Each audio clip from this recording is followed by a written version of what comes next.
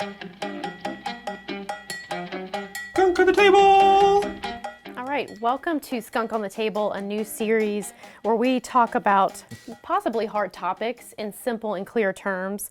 And these are topics that are around our conference and denomination. And Reverend Dr. Steve Summers is here with us, who is our assistant to the bishop, our director of connectional ministries. So Steve, thank you for being with us. You're welcome. Thanks for having me, Maddie, and thanks for your great work in the annual conference. Skunk on the table, huh? Skunk on the table. So do we have too many skunks in this room? I'm looking at one huge blow-up skunk and a couple little stuffed ones as well. I think you have enough skunks. So One's too many, let me just say. Well, can you tell us, Steve, what is Skunk on the Table? Why did we call it this?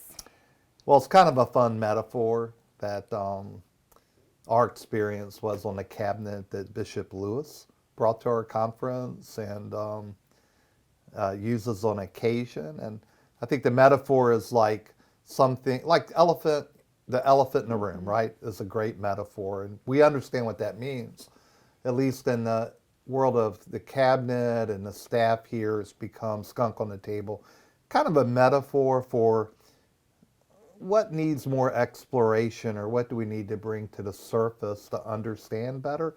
Obviously, using a skunk, sometimes it's unpleasant things.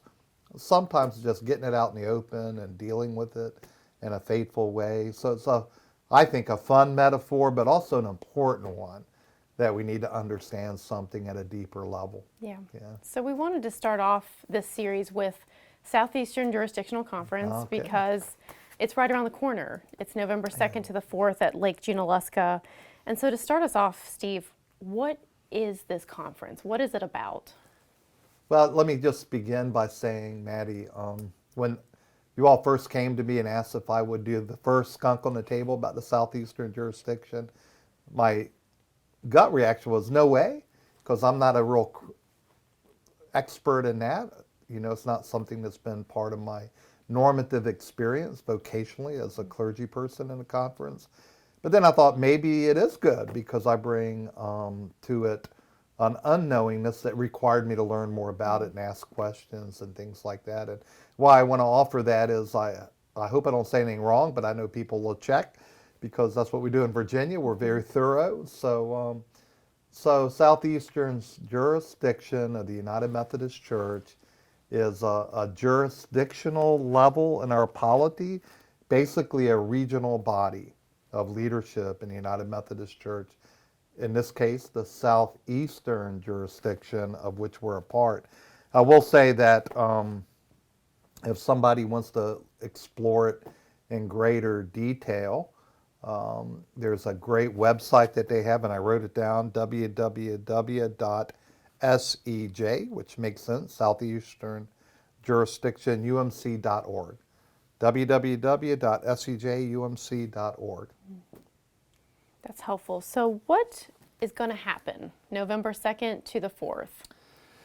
Well, you know, the role of the SEJ is to, according to their own website, promote evangelistic, missionary, educational, and benevolent interest in institutions, the United Methodist Church, to elect and deploy bishops, right? Mm-hmm. And that's kind of an important piece of this. It brings it to the body and to the conversation that's so important in the Virginia Annual Conference right now. The election and assignment of bishops, to nominate leaders and appoint leaders, and to have some accountability. But specifically to your question, on November 2nd through the 4th, the SEJ is coming together to worship, to have College of Bishops to meet right before it. In fact, I just left my computer where the Director of Connectional Ministries are having dinner the night before it begins from the Southeastern Jurisdiction to check in.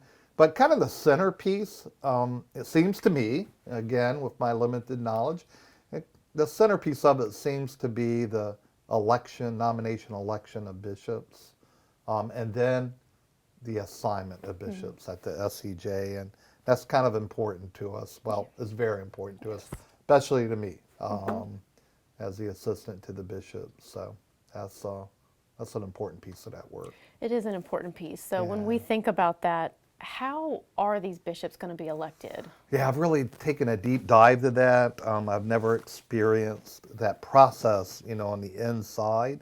But effectively, an elder is nominated at the annual conference level. And we had that happen at our last annual conference with the nomination of our delegation and the affirmation of the entire annual conference of the Reverend Tom Berlin as our Episcopal nominee. And there can be nominees from different caucus groups, and there are other ways that can take place, from my understanding. And then that nominee signs some documentation regarding process and how they're going to be faithful to it. They submit a biographical form. I think they submit a video of like 10 minutes long as well, and through Zoom, and a couple other pieces of information. All that's on that website. You can go back and you can go to that website and actually read for all the nominees, their biographies. Very interesting, and just really life-giving to see the breadth of wisdom and experience these nominees have had. They post them. Each nominee has some mailings they're allowed to do, a website they create typically, and then those nominees are presented to the delegation through these videos and annual conference communicators like yourself, putting it on the websites. And then there are interviews by the nominees, as I understand it, from the individual delegations. I think Bishop Lewis called that a round robin kind of interview, which I thought was an interesting metaphor in and of itself. That happens actually on Tuesday, November 1st, and then the actual jurisdictional conference begins the next day on the 2nd. So there's this pre-election process, and then there's the actual election process. And then there's even the ability, which I didn't know this till today, reading about it, that if 10 people or more, I think, write in a candidate, they can actually be brought up for election through a write-in process, subject to Rule 17. And then they can submit a biographical statement to the SEJ secretary for publication. So it seems like in our good Methodist tradition to be a very ordered and accountable and responsible process, which is not surprising for the way we do our work together as the United Methodist Church. Proud of our church. Yeah. So people listening might say, well, where's my representation in this process? Yeah. So we will have our delegation there. Can you talk Yeah. about how they're representing Virginia in this process? Gosh, yeah, we have, because we're one of the largest annual conference, we have 44 delegates to the jurisdictional conference, which is just amazing when you think about the experience and the wisdom of our delegation. And the other thing that mirrors the annual conference in its substance that's super compelling to me is the importance of the partnership between laity and clergy, where we all minister and live out of our baptismal vows. So it's very important that there be equal representation and voice in that kind of process, and in the actual voting.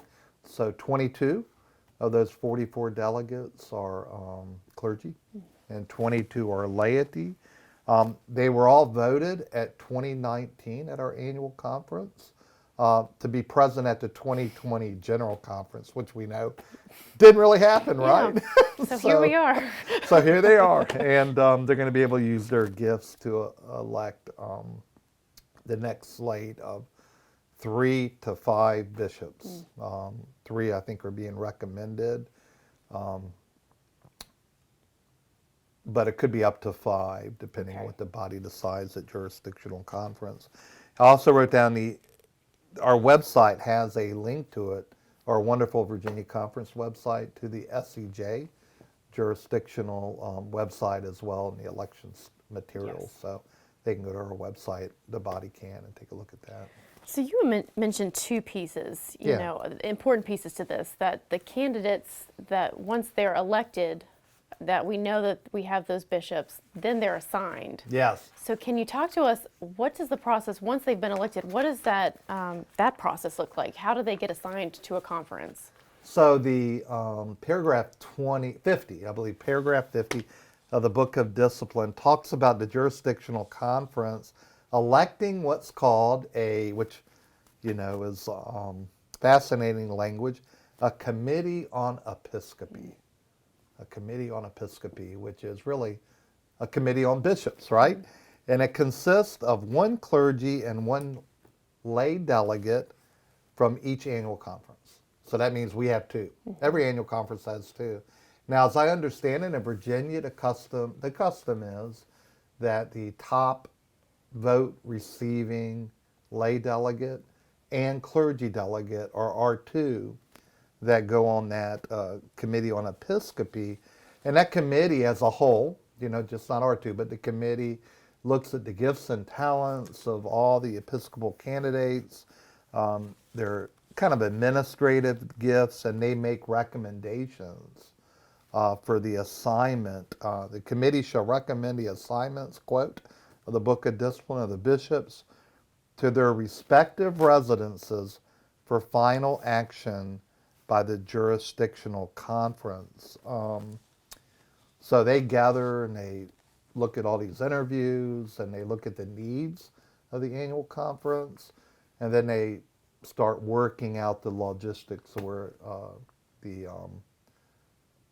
Episcopal elected folks are being moved to for their assignments. So in our case, our head lay delegate and our head clergy delegate will be in that space to, I don't want to say advocate, because I think it's more holy conferencing.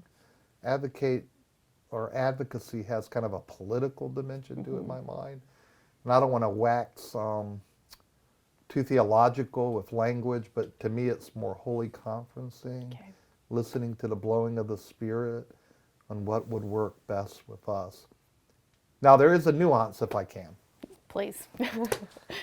And this is a little bit interesting. If we have an Episcopal candidate who is the head clergy delegate, Reverend Tom Berlin. So if Reverend Berlin is indeed elected to the episcopacy, then he won't be able to represent us in the assignment process. So another one of our clergy delegates will represent the conference should Reverend Berlin be elected, which is pretty interesting and important to note. That keeps everything in its proper lane, I guess. Well, it's kind of like you mentioned, Steve, we have a lot of dynamics in play, and I think a lot of our members, as well as us, are aware of those things. Yeah. Another one of those pieces could Bishop Lewis be assigned to another conference? She could be. Because of the Judicial Council decision that was made around the jurisdictional conferences, it was made clear that all bishops, newly elected ones or current bishops, were subject to assignment. Like our clergy in the annual conference, every year clergy are reappointed. No one's appointed for more than 1 year. We're all, myself included, are appointed year by year. The bishops are assigned for a 4-year period, but in this particular situation, because of the delayed general conferences and all, the Judicial Council decided that it's not just the newly elected bishops that are assigned, but everyone was subject to assignment. And that's for a lot of reasons of bishops wanting to retire and not being able to because of no general conference, and rebalancing things. Some bishops are literally administering 2 conferences right now, so there'll be an opportunity to make some adjustments at this jurisdictional conference. Gotcha. Yeah. So we're going to follow 2 different trails here. So Oh, no. if Bishop Lewis does stay in Virginia, Yeah. would she be reassigned in 2024? So, I read the discipline about this. I had a thought, but I actually checked with her because I wanted to make sure that if this was asked, that I have correct information. And according to the discipline, a bishop, this will be, if she is reassigned to Virginia, right, in January of 2023, after this jurisdictional conference. That will put her in Virginia for two quadrennium, 2 4-year time frames, up until General Conference in 2024. Typically, a bishop will move after 2 quadrenniums. However, it is possible in the Book of Discipline that for what's known as exigent or special circumstances, that a bishop might be appointed, or assigned, I should say, for a 3rd quadrennium, or years 9 through 12, right? 9 through 12. So it's always a possibility. It'd be pretty remote. But COVID was an exigent circumstance that deferred General Conference that we're still working through, and that's why we're having this jurisdictional conference off cycle, if you will. So who knows, right? But probably not. Probably 2024 would be, if she was assigned back in November, would be the end of her term with us. Yes, ma'am. So we're following the next tract. If we do have a new bishop assigned to the Virginia Conference, when would they start? Oh my. Hey, get a load of this. January 1st. 2023. Which is what, 2.5 months away? Yes. A little more than 2.5. But when this gets released, it'll be 2.5 months. 2 months after, less than 2 months after jurisdictional conference. So may God's blessings be on the new bishops and the ones that are moving. That's a really short timeline. It's a short timeline, yes. Yeah. So if we did have a new bishop come, how do you, in your role as assistant to the bishop, view what would it look like for that new bishop when they start? Would they, Bishop Lewis's initiatives that she has right now and the conference vision, what would happen to those things should we get a new bishop? That would be uniquely in the purview and in the wisdom and discernment of the incoming new bishop, honestly.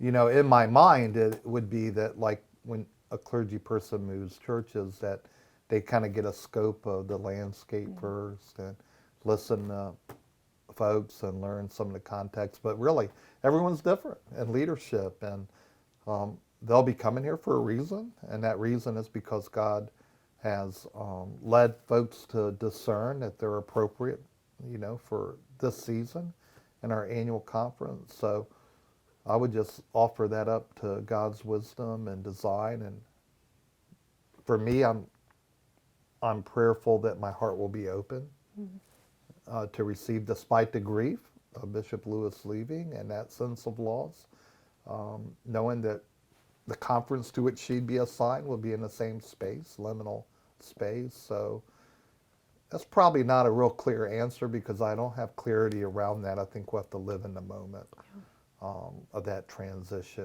and that's just part of our Methodist ethos, isn't it? To live in spaces of transition with clergy that move and laity that change in leadership and things like that. Yeah. So, yeah.